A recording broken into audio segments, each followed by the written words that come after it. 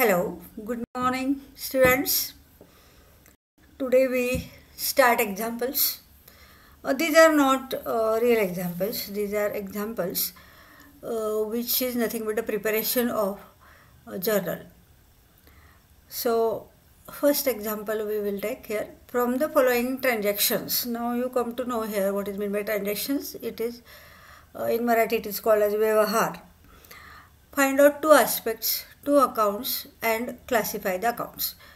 So what is your question? They have given here some transactions and they told you to find out two aspects and two accounts and the type of account.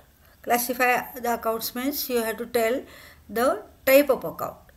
Now here this problem solving is very interesting and it is based on your knowledge. When you have knowledge of here that theory, then you can understand here how to solve it. So therefore I focus the theory. If you are not understanding theory, then you are not making it properly or accurately. So for accuracy, you should understand theory, you should learn theory, you should read theory. So what is the first transaction? Commenced business with cash, rupees 20,000. Means what is meant by commenced? Commenced means starting the business. That is called as commenced. Means to commence means to start. Commenced business, what it is meant? It is meant started business. Actually, I can use here the word started, but here commenced, here it is used in textbook, and this word now you should know. So started business with cash. What are their two aspects? That means what do you think about it? Business started, that is one more thing, and cash comes in for business.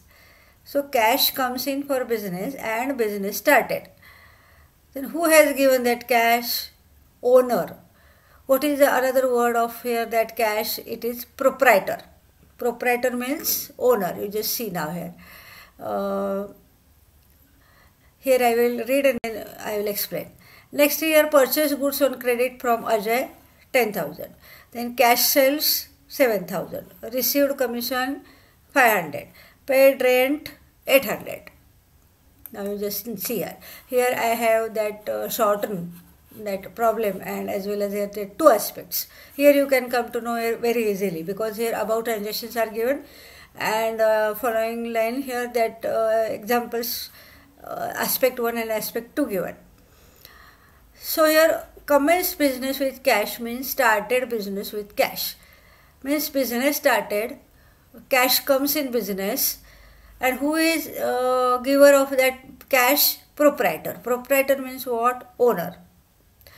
आता आपण theory बरीचशी बघितलेली आहे आणि थेअरीवर application करून आपल्याला हे problem सोडवायचे आहेत. आज आपण पहिला प्रिपरेशनचा प्रॉब्लेम आहे. हा काय रिअल प्रॉब्लेम नाही आहे. हा अगोदर तुम्हाला प्रिपरेटरी असा प्रॉब्लेम आहे. ह्याच्यावर बेस्ड आपण जर्नल तयार करायचं आहे आणि परीक्षेला जर्नल येतं. असं स्टेटमेंट तयार करायला येत नाही. परीक्षेला काय येतं? जर्नल. पण हे स्टेटमेंट तयार करणं म्हणजे जर्नलची प्रिपरेशन आहे.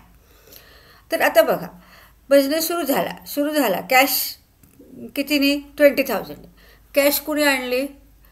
बिझनेसमॅनने. म्हणजे ह्या दोन आस्पेक्ट कुठले आले? कॅश बिझनेसमध्ये आली मीन्स कॅश कम्स इन.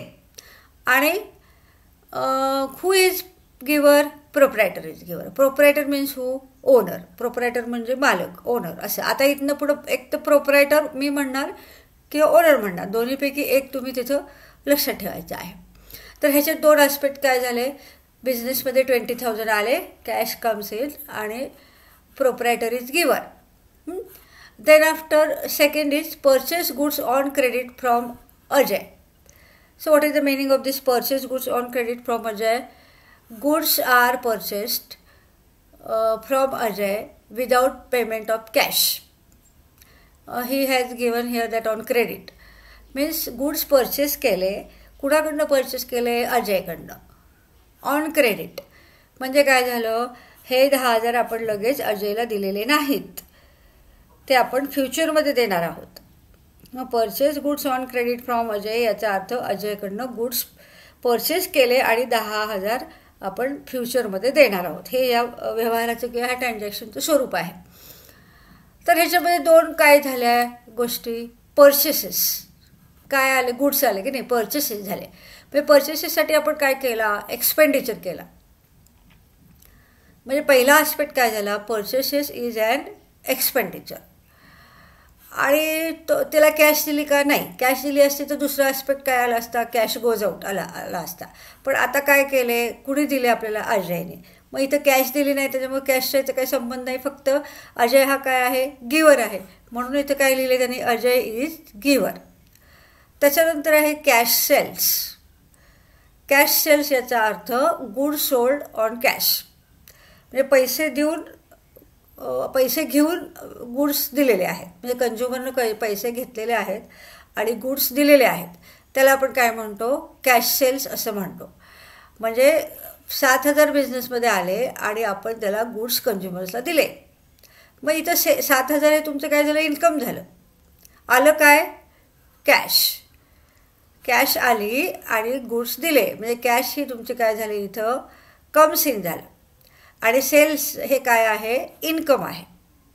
म्हणजे 7,000 तुमच्या बिझनेसमध्ये आले म्हणून तुम्हाला सेल्समुळं इन्कम झालं. ते किती झालं, 7,000. म्हणून इथं कॅश कम्स इन आणि सेल्स इज अँड इन्कम, असे दोन आस्पेक्ट घेतलेले आहेत. अशा पद्धतीने आपण हे ट्रान्झॅक्शन आता सॉल्व्ह करायचे आहे. काय घडतं आहे बिझनेसमध्ये त्यातल्या दोन गोष्टी आपण ओळखायच्या, काय आलं काय गेलं, किंवा कोण रिसिवर आहे कोण गिवर आहे. म्हणजे आपण रूल्स कसे दिलेले आहेत डेबिट क्रेडिटचे, तसे त्या पद्धतीने बघायचं आहे. आणि एक्सपेन्सेस आहे का इन्कम आहे, असं आपण प्रत्येक आस्पेक्टमध्ये बघायचे. एक तर पर्सनल अकाउंटचं काय, पर्सनल अकाउंट कुठले आहेत, मग ते गिवर आहेत का रिसिवर आहेत, मग रिअल अकाउंट कुठले आहेत, मग ते आलेत का गेलेत, आणि नॉमिनल अकाउंट कुठले आहेत, मग ते एक्सपेन्सेस आहेत का इन्कम आहेत, हे इथं प्रत्येक ठिकाणी आपण बघायचं आहे. त्याला आपण 2 आस्पेक्ट्स असं म्हणू शकतो. तर त्याच्यानंतर आहे बघा फोर्थ ट्रान्झॅक्शन. फोर्थ ट्रान्झॅक्शनमध्ये काय झालं आहे, रिसिव्ड कमिशन. कमिशन कशामध्ये मिळतं, कॅशमध्ये मिळतं. म्हणजे तुमच्या बिझनेसमध्ये काय झालं, कॅश आली, हां कॅश आली म्हणून इथं कॅश कम्स इन असं लिहिलेलं आहे त्याने. आणि कशामुळं कॅश आली, कमिशनमुळं. मग आता कमिशन 2 प्रकारचं असतं बघा. जेव्हा ते पेड केलेलं असतं तेव्हा एक्सपेन्स असतो, आणि जेव्हा ते मिळालेलं असतं तेव्हा ते इन्कम असतं. अशा 2 पद्धतीने तुम्ही विचार करायचे. पेड केलेलं असेल तर एक्सपेन्सेस आणि रिसिव्ड असेल तर इन्कम. हे अगदी पक्क परमनंटली लक्षात ठेवायचं. समजा काहीच दिलेलं नसेल आणि तर त्याचे डेबिट क्रेडिट बॅलन्सेस असतात, पुढे जाऊन तुम्हाला कळेल. आता सध्या तरी तुम्ही एवढं लक्षात ठेवा, रिसिव्ड कमिशन याचा अर्थ इन्कम, पेड कमिशन याचा अर्थ एक्सपेन्स. आता आपल्या एक्झाम्पलमध्ये काय आहे, रिसिव्ड कमिशन आहे. मग रिसिव्ड कमिशन म्हणजे कशामध्ये कमिशन दिलं जातं, कॅशमध्ये. म्हणजे आलं काय, कॅश, म्हणून इथं काय लिहिलं, कॅश कम्स इन. हां आणि कशामुळं कॅश आली आहे, कमिशनमुळं. म्हणजे कमिशन हे काय झालं, इन्कम. म्हणून दुसरा ॲस्पेक्ट काय आहे, commission received is and income. मला वाटते लक्षात येत असेल तुमच्या. 2 ॲस्पेक्ट शोधायचे म्हणजे त्यातले 2 अकाउंट शोधायचे. मग पर्सनल असेल तर तो रिसिव्हर आहे का गिव्हर आहे बघायचं, रिअल असेल तर तो आला आहे का गेला आहे बघायचं, आणि नॉमिनल असेल तर तो एक्सपेन्सेस आहे का इन्कम आहे हे बघायचं. आता पेड रेंट.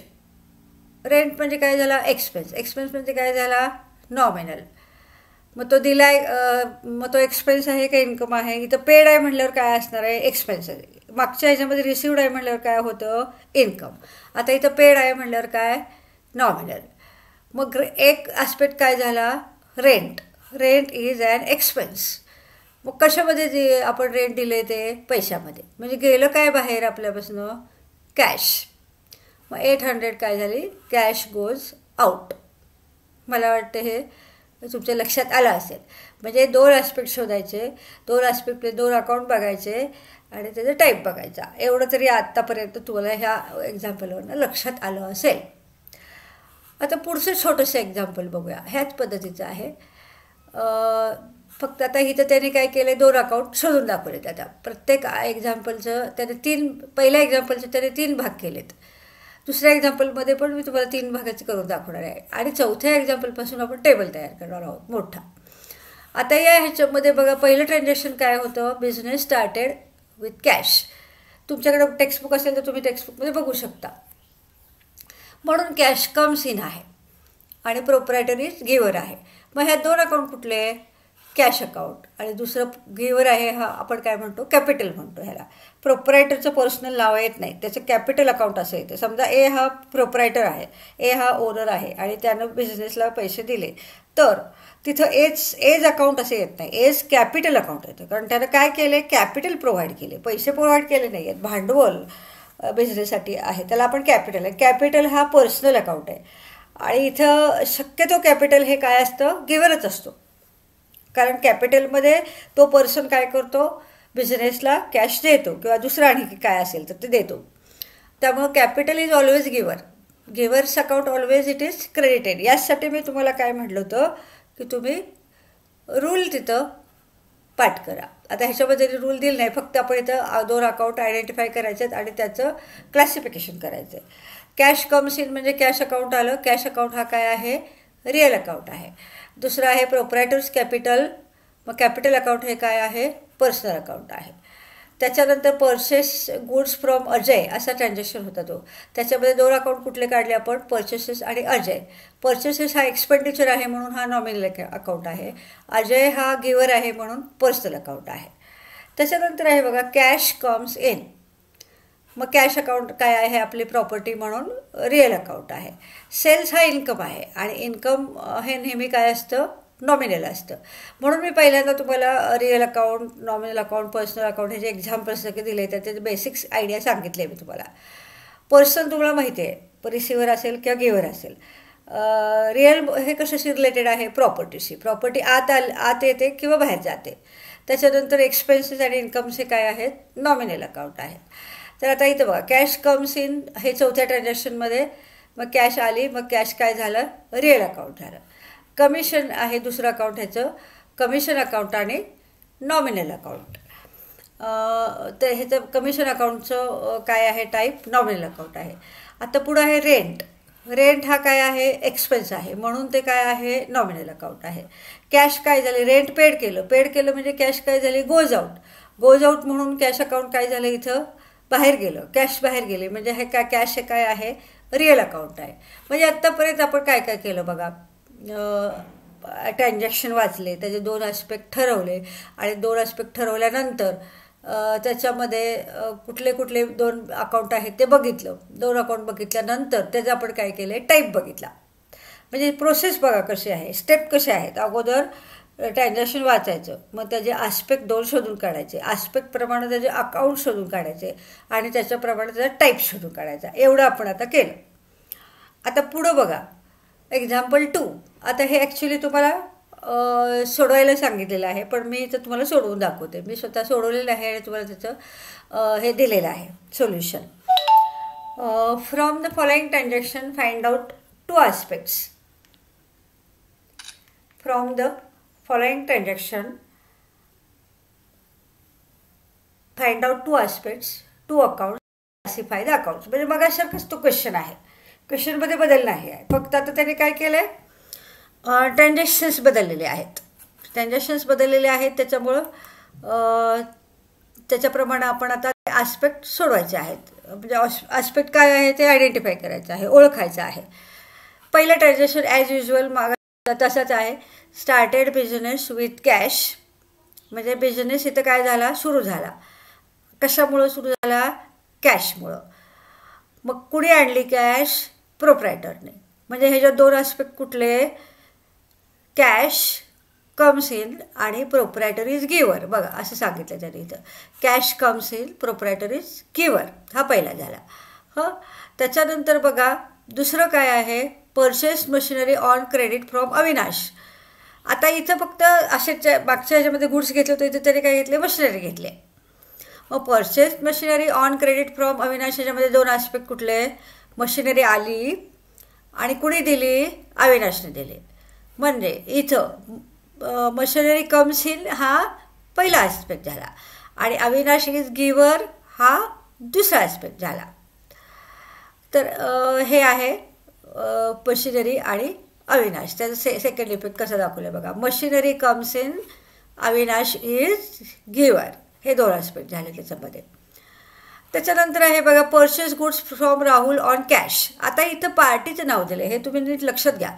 पार्टीचं नाव दिले आणि कॅश दिले. याचा अर्थ काय झाला, हा कॅश ट्रान्झॅक्शन आहे. समजा पार्टीचं नाव दिलेलं असेल आणि ऑन कॅश म्हटलं असेल तर तो कॅश ट्रान्झॅक्शन होतो. आणि नुसतंच पार्टीचं नाव दिलं असेल तर तो क्रेडिट ट्रान्झॅक्शन होतो. आणि ऑन क्रेडिट असेल तर ते काही प्रश्नच नाही, म्हणजे स्पेसिफायच केलेलं असेल. आता समजा या ट्रान्झॅक्शनमध्ये पर्चेस मशिनरी ऑन क्रेडिट दिलं नसेल आणि फ्रॉम अविनाश दिलं असेल तर हा क्रेडिट ट्रान्झॅक्शन आहे असं सपोज केला जातो, जरी दिलेलं नसेल तरीसुद्धा. म्हणजे नुसतं पार्टीचं नाव दिलं असेल आणि एखादी असेट किंवा गुड्स दिलं असेल तर तो क्रेडिट ट्रान्झॅक्शन असतो. आणि ऑन क्रेडिट असं मेन्शन केलेलं असेल तर तो क्रेडिटच असतो, ते तुम्हाला कळतं वाचल्यावर. आता इथं ऑन कॅश म्हणजे काय झाला, हा कॅश ट्रान्झॅक्शन झाला. कॅश ट्रान्झॅक्शन म्हणजे काय, इमिजिएटली आपण पेड करतो अमाऊंट, त्याला आपण काय म्हणतो, कॅश ट्रान्झॅक्शन म्हणतो. तर इथं purchase goods 5,000 from Rahul on cash, म्हणजे इथं दोन ॲस्पेक्ट कुठले झाले, गुड्स आले, गुड्स कम्स इन, किंवा पर्चेसेसवर एक्सपेंडिचर झाला असं पण आपण म्हणू शकतो. तुमच्या टेक्स्टबुकप्रमाणे आपण असं म्हणायचं आहे, पर्चेसेस हे एक्सपेंडिचर आहेत 5,000चे आणि कॅश काय झाली, गेली. राहुलकडनं जरी खरेदी केलेलं असेल तरी कशावर खरेदी केलं आहे, कॅशवर. म्हणजे कॅश काय झाली, बाहेर गेली. म्हणजे पर्चेसेसवर एक्सपेंडिचर झाला आणि कॅश बाहेर गेली असं लक्षात ठेवायचं. म्हणजे पर्चेसेस बघा इथं दोन ॲस्पेक्ट कसे सांगितले, पर्चेसेस इज अन एक्सपेंडिचर आणि कॅश गोज आउट असं सांगितले. त्याच्यानंतर चौथं ट्रान्झॅक्शन बघा, तुम्हाला जर हे बघायला हे होत असेल तर तुम्ही टेक्स्टबुकमध्ये बघून हे बघू शकता. टेक्स्टबुक ओपन करून, म्हणून मुद्दा मी ह्याचा टेक्स्टबुकमधला घेतला आहे, म्हणजे तुम्हाला टेक्स्टबुकमधनं बघून हे कळेल म्हणजे कसं आहे काय आहे. कॅश, आता चौथा ट्रान्झॅक्शन काय आहे बघा, चौथा ट्रान्झॅक्शन असं आहे, sold goods to Aniket on credit. इथं स्पष्ट सांगितलं ऑन क्रेडिट, म्हणजे हा काय झाला, क्रेडिट ट्रान्झॅक्शन झाला. म्हणजे गुड्स तुम्ही कुणाला विकले, अनिकेतला, आणि ऑन क्रेडिट म्हणजे अनिकेतने 6,000 रुपये दिले नाहीत. तर इथं अनिकेतने 6,000 दिले नाहीत पण आपण त्याला गुड्स क्रेडिटवर दिलेत, म्हणजे तो फ्युचरमध्ये हे 6,000 देणार. मग इथं दोन ॲस्पेक्ट कुठले झाले बघा, अनिकेत हा रिसिव्हर झाला आणि गुड्स हे सोल्ड झाले म्हणजे बाहेर गेले, म्हणजे त्याचं इन्कम झालं. गुड्स सोल्ड होतात तेव्हा काय होतं, इन्कम होतात. म्हणजे इथं आता पहिला ॲस्पेक्ट काय होणार, अनिकेत इज रिसिव्हर, आणि दुसरा ॲस्पेक्ट काय होणार, सेल्स इज अन इन्कम. तुम्ही उलटं सुलटं लिहिलं तरीसुद्धा काही प्रॉब्लेम नाही, पण पुढच्या दृष्टीनं मी मुद्दाम इथं रिसिव्हरचं अकाउंट अगोदर घेते. ते तुम्हाला नंतर कळेल मी हे अनिकेतचं अकाउंट का अगोदर घेतलं आणि सेल्सचं का, त्यावेळेस पण मी तुम्हाला क्लॅरिफिकेशन देईल. तर आता इथं बघा, सोल्ड गुड्स टू अनिकेत म्हणजे अनिकेत काय झाला, कॅश कम्स इन कसं आलं इथं, एक मिनिट, ऑन क्रेडिट असेल तर कम्स इन येणार नाही, मला वाटतं इथं हे लिहायला चुकलं. इथं अनिकेत इज रिसिव्हर पाहिजे आणि सेल्स इज इन्कम पाहिजे. इथं कॅश कम्स इन हे चुकलेलं आहे. इथं मी कॅश ट्रान्झॅक्शन कन्सिडर करून हे एंट्री केली होती, पण इथं कॅश कम्स इन लिहायचं नाही. इथं काय लिहायचं आहे, अनिकेत इज रिसिव्हर. हो, त्याच्यानंतर आता कसं बोर्डवर कसं होतं, लगेच कट करून आम्ही लगेच तिथे करेक्शन करतो, पण इथं तर शक्य नाही म्हणून मी तुम्हाला सांगते. पुढं आहे बघा, सॅलरी पेड. पुढचं ट्रान्झॅक्शन काय आहे, पेड सॅलरी. पण सॅलरी दिली म्हणजे हा काय झाला, एक्सपेन्स. म्हणजे एक ॲस्पेक्ट काय झाला ह्याचा, एक्सपेन्स. कशात दिली, कॅशमध्ये. किती दिली, 1,000. म्हणजे दुसरा ॲस्पेक्ट काय झाला, कॅश गोज आउट. पहिला ॲस्पेक्ट झाला सॅलरी पेड, दुसरा ॲस्पेक्ट झाला कॅश गोज आउट. तर हे दोन ॲस्पेक्ट आहेत बघा इथं, सॅलरी इज अन एक्सपेन्स आणि कॅश गोज आउट. त्याच्यानंतर चौथं ट्रान्झॅक्शन काय आहे, सोल्ड ओल्ड टेबल्स फॉर ₹3,000. तर इथं टेबल आलं गेलं आणि कॅश आली, असे दोन आहेत ट्रान्झॅक्शन. मग सोल्ड ओल्ड टेबल त्याला किती रुपये दिले आपल्याला, 3,000 रुपये दिले. म्हणजे 3,000 आले आणि टेबल गेलं, असे दोन ॲस्पेक्ट. मग आपण इथं काय लिहायचं आहे, cash comes in and table goes out. दोन्ही रिअल अकाउंट आहेत हे. तर आता बघू आता आपण अकाउंटच्या ह्याच्यामध्ये. हां, आता परत एकदा मी सांगते, चौथ्या ट्रान्झॅक्शनच्या बाबतीमध्ये हा क्रेडिट ट्रान्झॅक्शन होता, तो कॅश ट्रान्झॅक्शन कन्सिडर करून मी इथं कॅश कम्स इन सांगितले. तर कॅश कम्स इन इथं घ्यायचं नाही, अनिकेत इज रिसिव्हर आहे असं इथं घ्यायचं आहे. काय होतं, ते स्लाईड वर खाली करताना थोडंसं कन्फ्युजन व्हायची शक्यता असते. बोर्डवर कसं लगेच आम्हाला कळतं काय झालं आहे काय नाही आहे ते. तर ते कन्सिडर करून तुम्ही हा ट्रान्झॅक्शन लक्षात घ्यायचा आहे. त्याच्यानंतर आहे बघा, आता ह्याच ह्याच्यामध्ये दोन अकाउंट्स कुठले कुठले, cash comes in, proprietary is गिवर, हे दोन आस्पेक्ट होते की रे. मग त्यातलं ह्याच्यामधलं अकाउंट कुठलं, कॅश, ह्याच्यामधलं अकाउंट कुठलं, कॅपिटल. म्हणजे इथे दोन अकाउंट कुठले, कॅश आणि कॅपिटल. त्याच्यानंतर दुसरा ॲस्पेक्ट होता मशिनरी कम्स इन आणि अविनाश इज गिवर, हे दुसऱ्या एक्झाम्पलचे दोन ॲस्पेक्ट होते. मग इथं मशिनरी एक अकाउंट येतं आणि अविनाश एक अकाउंट येतं. त्याच्यानंतर पर्चेसेस इज अन एक्सपेंडिचर आणि कॅश गोज आउट. हे सोपं आहे, तुम्हाला हे लक्षात येईल. दोन अकाउंट कुठले येतात, एक पहिल्या ह्याच्यामध्ये पर्चेसेस येतं आणि दुसऱ्या ह्याच्यामध्ये कॅश येतं.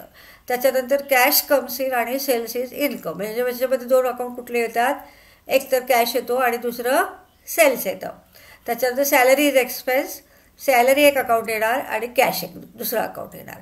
आणि त्याच्यानंतर cash comes in, table goes out, मग इथं कॅश एक अकाउंट येणार आणि टेबल हे एक दुसरं अकाउंट येणार.